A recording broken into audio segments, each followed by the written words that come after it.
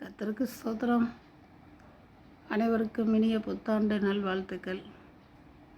நான் போட்ட வீடியோவில் சொல்லியிருந்திருக்கணும். ஒரு செய்தியை கொடுக்கறதுக்காக வேகமாக நான் வார்த்தைக்கு கடந்து போயிட்டேன். கர்த்தருடைய நாமத்துக்கு மகிமை உண்டாவதாக. God bless you, God bless you. கர்த்தர் உங்களை யாவரையும் ஆசீர்வதிப்பாராக. எப்படி இருக்கீங்க எல்லோரும்? கர்த்தருக்குள்ளே மகிழ்ச்சியாக இருக்கீங்களா? கடந்த வருடத்தில் உங்களை பார்த்தது, டிசம்பர் மாதம் கடைசி நாளில் பார்த்தது. கர்த்தர் இன்றிலிருந்து உங்களுடைய இந்த வருடம் முழுவதிலும் உங்களுடைய காலங்களை அவருடைய கைகளில் பொறுப்படுத்தி கொண்டு செயல்பட நீங்கள் அவருக்கு ஒத்துழைப்பு கொடுங்க. கர்த்தாவே உங்களுடைய சித்தத்தின்படி ஆக கடவுதுன்னு சொல்லி அவரோட ஒப்புரவாகுங்க. கர்த்தர் உங்களுடைய தேவைகளை யாவையும் சந்தித்து கொள்வார். உங்கள் தேவைகள், உங்கள் வீட்டு தேவைகள், உங்கள் பிள்ளைகளின் தேவைகள், உங்களுடைய வருங்காலத்தின் தேவைகள், உங்களுடைய எல்லா விதமான முயற்சிகள், செயல்கள் எல்லாத்தையுமே அவர் பொறுப்பெடுத்துக் கொள்வார். அவருடைய சித்தத்துக்கும் அவருடைய திட்டத்திற்கும் ஒப்பு கொடுங்கள். அவரே உங்களை நடத்துகிறவராக இருப்பார். எல்லாவற்றையும் அவரிடத்தில் அறிக்கை பண்ணிவிட்டு தைரியம் பாருங்க. யுத்தம் வருதுன்னா நீங்கள் யுத்தத்துக்கு ஆளாக நிற்க வேண்டாம். கர்த்தரிடத்தில் சொல்லிவிட்டு நீங்கள் அமர்ந்திருந்து நீங்கள் யுத்தத்தை நேரடியாக நீங்கள் பாருங்கள். கர்த்தர் நீங்கள் அமர்ந்திருந்து இன்னார் என்று கர்த்தரே செய்கிறவர் இவர் என்று நீங்கள் அறிந்து கொள்ளத்தக்க பெரிய காரியத்தை கர்த்தர் செய்வார். சரியா? அவரை விசுவாசிக்கிறவர்களை கர்த்தர் வெட்கப்படுத்துவதில்லை.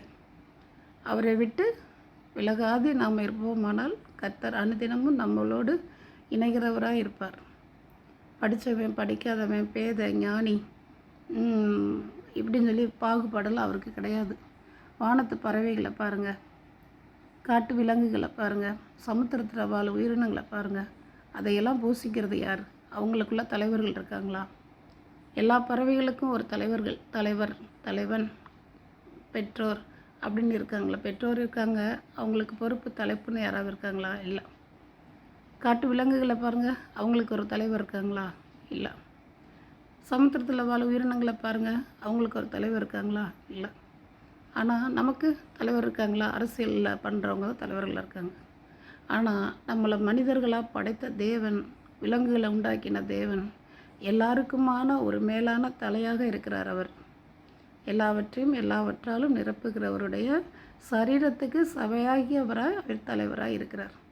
அவரை எப்பொழுதும் நேசிக்க மறக்காதிருங்க. உங்கள் தேவைகள் அவரிடத்துல சொல்லுங்கள். அவர் விசேஷித்தவளாக உங்களாகவும் உங்களுடைய தேவைகளை சந்திக்கிறவராகவும் உங்கள் காரியங்களை நடப்பிக்கிறவராகவும் உங்களுக்கு அனுதினமும் அவர் காரியம் செய்கிறவராக இருப்பார்.